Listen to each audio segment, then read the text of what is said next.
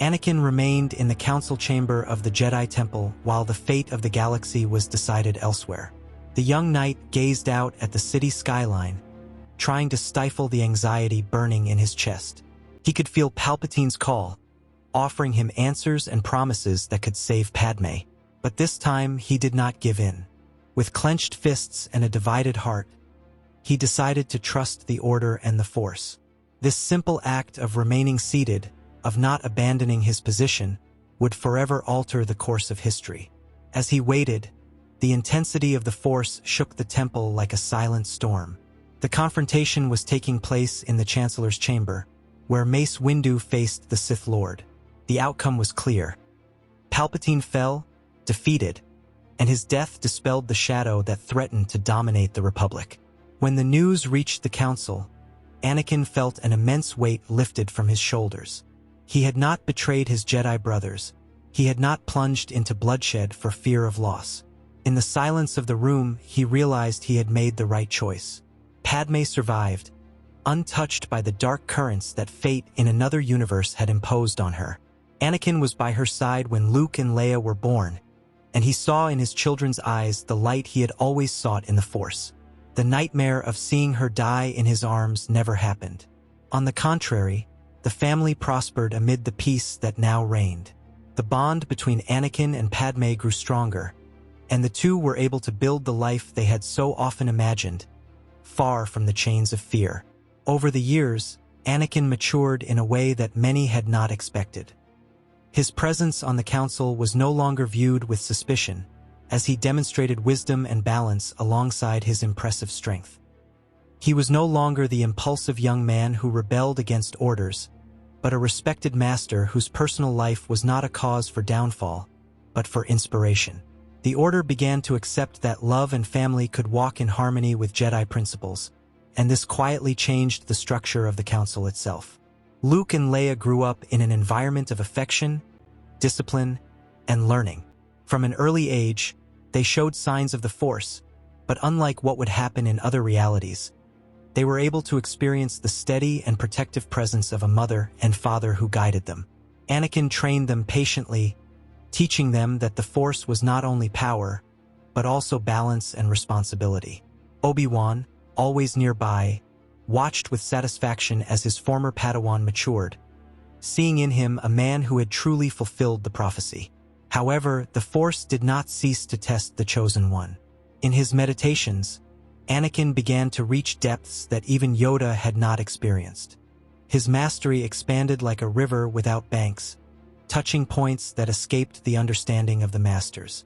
He perceived echoes of decisions not made, fragments of possible futures, and memories of mistakes he had never made. Gradually, he began to understand that his destiny was not limited to a single timeline. This awakening did not come without warnings. Yoda often called him in for talks with the Council. "Dangerous the path you walk is. Far from balance it may lead you."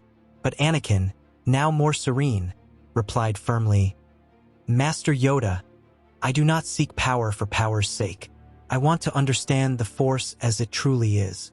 These words were not spoken out of arrogance, but out of a genuine desire to fulfill the role for which he was born. And so the Masters allowed him to continue, albeit with caution. Over time, Anakin's ability became something unprecedented in the history of the Order. He not only felt echoes of other destinies, but began to see entire realities unfolding before his eyes.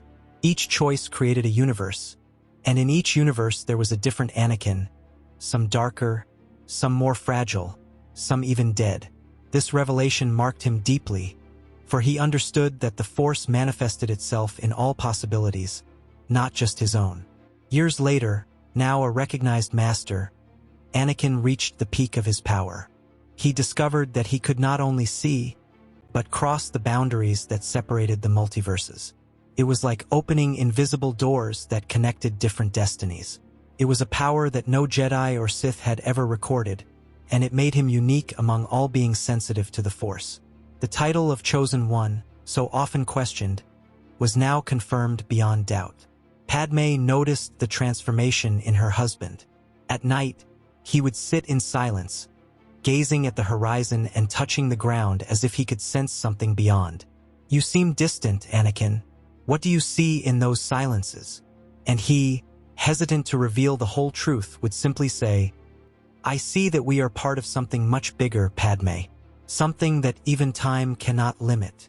Although concerned, she trusted the balance he showed, knowing that his heart remained steadfast with his family. The culmination of this process came one afternoon during solitary meditation. Anakin closed his eyes, seeking tranquility, but the Force responded with an intensity he had never felt before. The walls of the temple disappeared, and he found himself in the midst of a vast expanse of living mirrors, each reflecting an alternate destiny. It was like walking among endless rivers, all flowing into a common ocean. Amidst his astonishment, he realized that he was not just observing. He could cross over. As he took a step, Anakin felt the energy of the Force pull him into one of these reflections.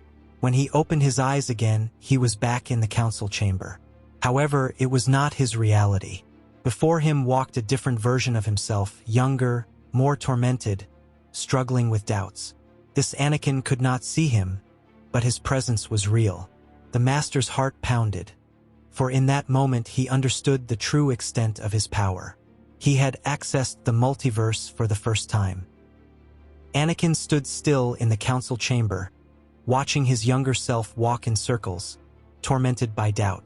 The Master's heart beat fast, for he knew well the thoughts that ran through the young man's mind. The fear of losing Padme, the distrust of the Jedi, the temptation of the Chancellor's promises. He felt as if he were standing before an abyss about to swallow his own soul, but at the same time he could not intervene. He could only watch, only witness what the fate of that reflection showed him. The young Anakin, overcome with anxiety, left the room and ran toward Palpatine's quarters. The Master who watched followed like a shadow, and upon entering, he saw the terrible confrontation. Windu pressed the Chancellor, lightning cut through the air, and the room shook with the impact of the Force. The mature Anakin almost screamed when his younger self raised his saber against the Jedi Master. The sound of the blade cutting through Windu's arm echoed like thunder in his mind. The betrayal was complete, and the weight of that act crushed his heart. Palpatine, with a cruel smile, rose triumphantly. The real Anakin watched helplessly as the Sith crowned his fallen version with a new name, Darth Vader. "No, this can't be real," he muttered, but the scene continued mercilessly. He found himself kneeling, swearing allegiance to the enemy he had always sworn to destroy. The shock of this submission pierced him like a blade, for now he understood how much a single step off the path could condemn an entire destiny. The images advanced, taking him to Mustafar. The scorching heat of the planet enveloped the scene, and there he saw his dark version, consumed by hatred, face Obi-Wan. Each saber strike was accompanied by the screams and tears of the spectator Anakin. He remembered every word, every accusation. He saw himself shouting, "I hate you," and that echo destroyed his heart. When he watched the moment his body was mutilated and left on the edge of the fire, he fell to his knees, as if he felt the same burns on his flesh. The pain grew even more as he watched the transformation. The mask being fixed, the body attached to the armor, the mechanical breathing becoming eternal. The real Anakin brought his hands to his chest, feeling the oppression of that unmistakable sound. "I would have become this, a prisoner of my own fear." Tears streamed down his face, unable to be contained. The hero who had built his family now watched a monster forged by darkness. Padme appeared before his eyes, lying lifeless on the stretcher. A cry of despair echoed within the Master's heart. Seeing his beloved die in this reflection was like feeling a part of himself being destroyed. He had fought so hard in his reality to preserve her love, and now he witnessed the price of his downfall in another universe. The feeling of loss was unbearable, and it only increased his pain to think of Luke and Leia growing up as orphans. The Empire then appeared before his eyes. Stars were covered by the shadow of destroyers. Planets bowed before Sidious's iron fist. The Darth Vader who walked in these scenarios was a symbol of terror, and the real Anakin felt ashamed. He saw enslaved crowds, massacred rebels, dreams of freedom erased. The republic he had sworn to protect was crushed under his own boots in that timeline. Luke appeared in his vision, a lonely young man on Tatooine, without his father to guide him. Leia grew up on Alderaan with Bail Organa, far from her brother, without even knowing the truth about her origins. Anakin watched them both sadly, wondering what it meant for them to live apart, orphaned by a father who still existed but was lost forever in darkness. He approached Luke in thought, wishing he could embrace him, but the vision only returned silence. The confrontation in the Empire continued. Anakin found himself chasing his own children, unaware of the blood bond they shared. He watched the relentless pursuit of Luke, the duel, the moment when he revealed himself to be his father. The shock stamped on his son's face destroyed him inside. How could I have done this to him? He wondered. The weight of shame suffocated him at every moment. The final battle came, with Luke facing Vader before the Emperor. The real Anakin held his breath, feeling each blow as if it were aimed at himself. When he saw redemption happen too late, when his fallen version sacrificed himself only at the end, tears streamed down his face. It was the reflection of a destiny stained by decades of suffering, pain, and tyranny. A destiny that was only corrected at the last moment, but at the cost of everything. The awareness of everything he had witnessed began to fade. The images of the Empire, of Vader, of his children growing up far away, dissolved like sand carried away by the wind. The mature Anakin felt the Force pull him back, as if closing the doors of that multiverse before his eyes. His heart still beat in despair, but slowly the images faded. When he opened his eyes again, he was back in his present, sitting quietly in the temple on Coruscant. Luke and Leia played in his memory, Padme smiled beside him, and he breathed a sigh of relief. The weight of the fall he had witnessed still burned within him, but it also brought certainty. He had made the right choice in his reality. Now he knew with absolute clarity what was at stake, and that knowledge made him stronger than ever. Anakin spent days in silence, digesting the weight of what he had witnessed. The images of his dark version's fall would not leave him, as if they still echoed within him with every moment of peace he experienced alongside Padme and their children. He felt the need to share this with someone who could understand, so he sought out Yoda. The old master received him in his chambers, sitting on a small cushion, his eyes closed in concentration, but aware of the turmoil that accompanied the Chosen One. With a trembling voice, Anakin told him everything he had seen. The moment he had helped Palpatine against Windu, the destruction on Mustafar, the suffocating armor, the tyranny of the Empire, and the lonely lives of Luke and Leia. Yoda remained silent, absorbing every word. Finally, he opened his eyes and replied, "Shown you the Force, far beyond this reality. Using you, it is greater mission than any other you have." Those words sounded like a calling, and Anakin received them with a heavy heart, but also with a spark of hope. The Green Master continued, staring at him intently. "Balance all realities, the true meaning of the prophecy, perhaps it is.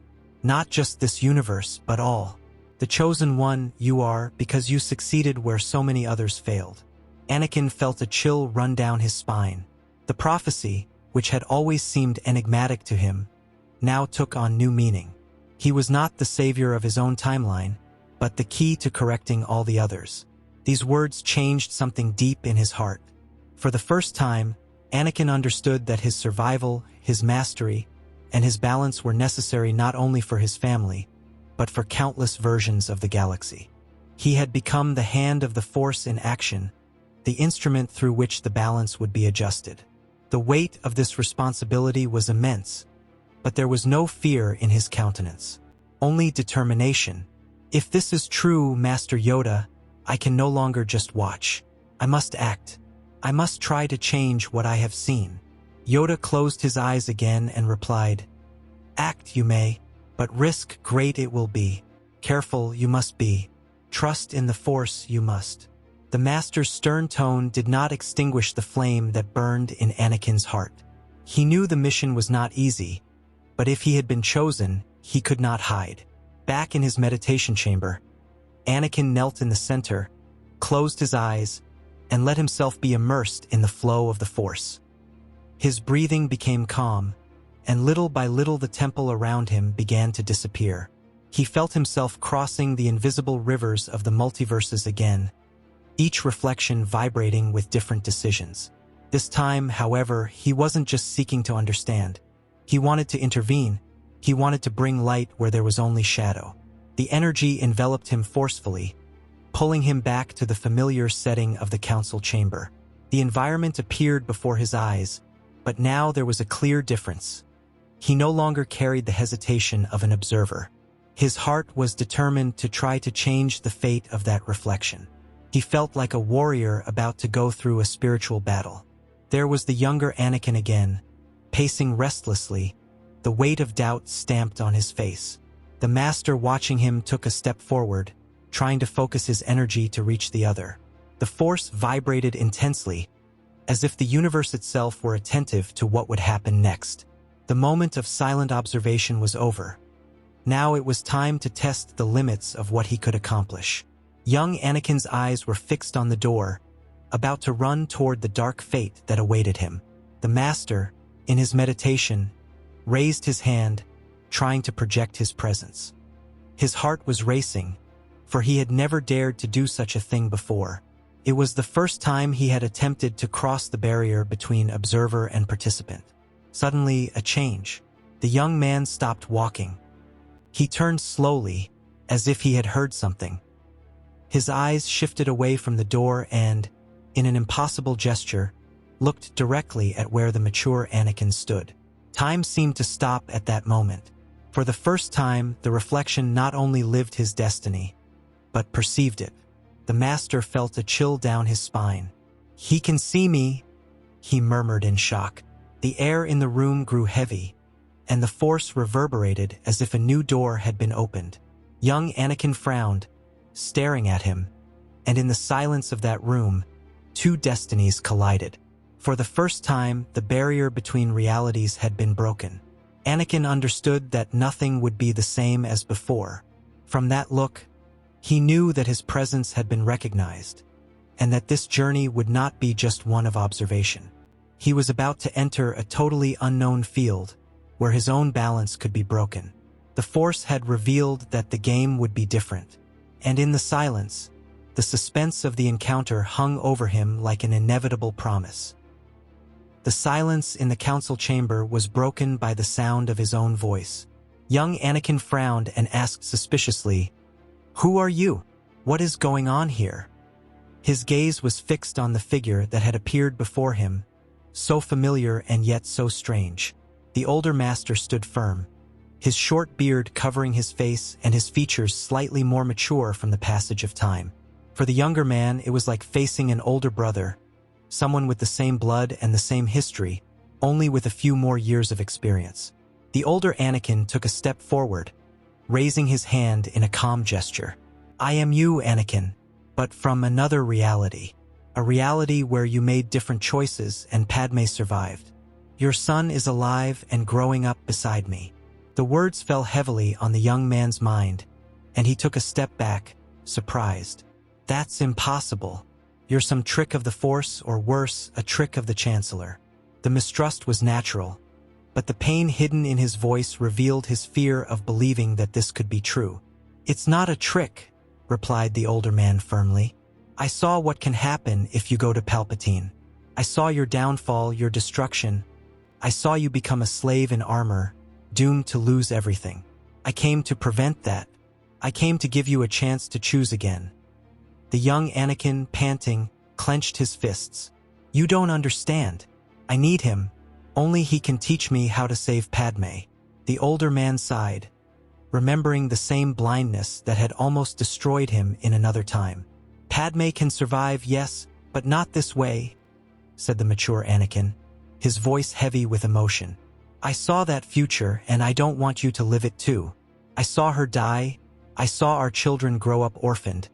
I saw the galaxy suffer at our own hands. This is not the way." The young man looked away, shaking his head, as if he wanted to expel those words from within himself. "You're lying. "This is all a lie," he exclaimed, but his voice trembled, because deep down he feared it was true. The older man then moved closer, almost within reach of his own version. "I know you don't believe it now, but remember what I'm going to say. If you go to Palpatine's room, there will be no turning back. You will lose Padme, you will lose your children, you will lose yourself. It's the beginning of the end." Silence hung between them for a moment. The young man clutched the saber at his waist, sweat dripping down his face. It was as if the future collided with the present at that moment. "I can't stand idly by," murmured the younger Anakin, raising his eyes with determination. "If Palpatine is the only hope, then I will go to him, whatever the cost. If you are who you say you are, you won't stop me." The older man narrowed his eyes, his heart heavy. He knew this moment would come, but feeling the stubbornness of his own youth was like facing an enemy impossible to defeat. When the young man began to walk toward the door, the mature master stepped forward and stood in front of him. The movement was quick, decisive, as if guided by the Force. Their eyes met in a clash of mirrors. "I can't let this happen. I will not allow you to destroy yourself and everyone you love." The tone of his voice echoed in the room like an irrevocable promise. The young man's eyes widened, surprised by the firmness of that version of himself that seemed as real as he was. "So you're going to fight me?" he asked, fear and anger mingling in his expression. The older man lifted his chin and replied in a firm tone, "If necessary, yes, because the Force brought me here to prevent your downfall. And I will not fail." The tension in the room increased. The young man breathed rapidly, torn between fury and disbelief. The older man stood firm, like a wall that would not yield. Fate was suspended, the seconds heavy as years. Two Anakins, separated by time and choices, now faced each other as if they were potential enemies. The council chamber seemed to vibrate with the energy of both, as if the Force itself awaited the outcome of that confrontation. The young man still did not fully believe it, but something in the older man's gaze disturbed him. It was the reflection of everything he could lose. "Get out of my way," he demanded, his hand already close to his lightsaber. The older man remained motionless, like a living wall. The silence lingered until both stood face to face, without moving a muscle. Two men, the same soul, two paths in conflict. The young man determined to run to the Chancellor, the older man determined to stop him. Suspense hung over the room, as if the entire galaxy were waiting for the next step that could decide the future of all realities. The silence in the room was broken by the firm voice of the older Anakin. "In my reality, I have reached my full potential. I am much more powerful than you are at this moment. You don't want to face me." His serious eyes, stubbly beard, and masterful posture made it clear that there was no room for games. The younger man, however, felt his pride wounded and lifted his chin. "I don't need you. Padme depends on me, and I won't stop." Without hesitation, the younger Anakin advanced with his lightsaber ignited, the blue blade cutting through the air toward his future self. The older man, with a quick and calculated movement, dodged the blow and, in a precise counterattack, cut off the young man's mechanical arm. The lightsaber flew from his hands, and the master caught it before it fell to the ground. He then crossed the blades in front of his counterpart's neck, as he had done years ago with Dooku. "You need to trust me. Padme will survive." The impact of defeat struck the young man like a bolt of lightning. His rapid breathing gave way to restrained sobbing, his eyes watering. "I can't lose her. I can't," he murmured, kneeling and vulnerable as he had never been before. The older man stood firm, looking at him without pity, but feeling within himself the echo of that ancient pain. The two then turned together toward the horizon, where the structure of the Chancellor's building stood imposingly. It was at that moment that both felt the same disturbance in the Force.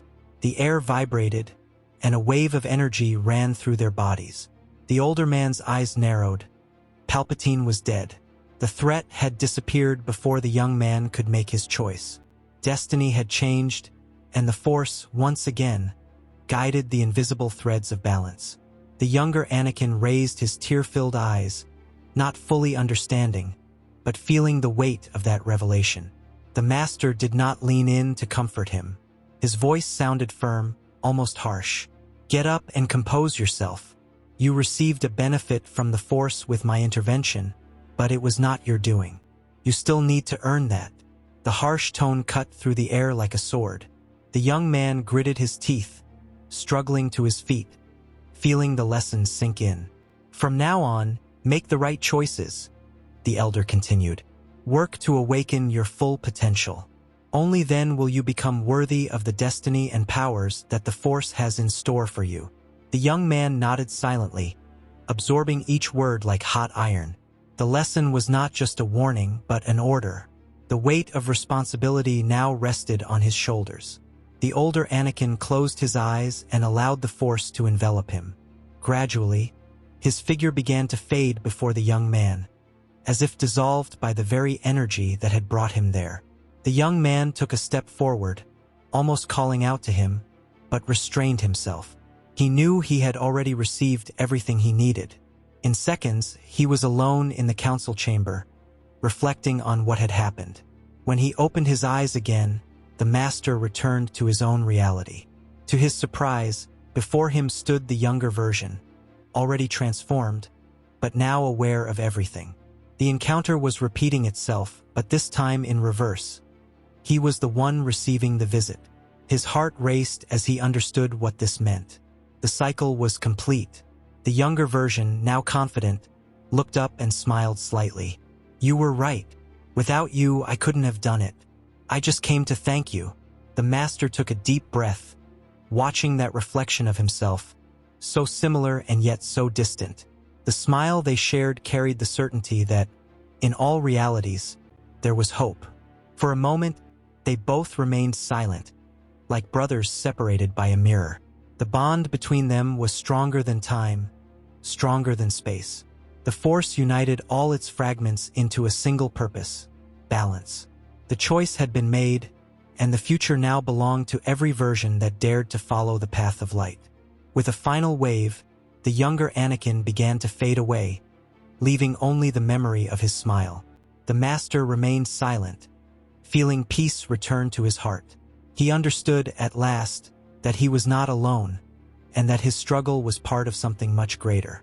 The cycle of pain had been broken, and the Force had found balance.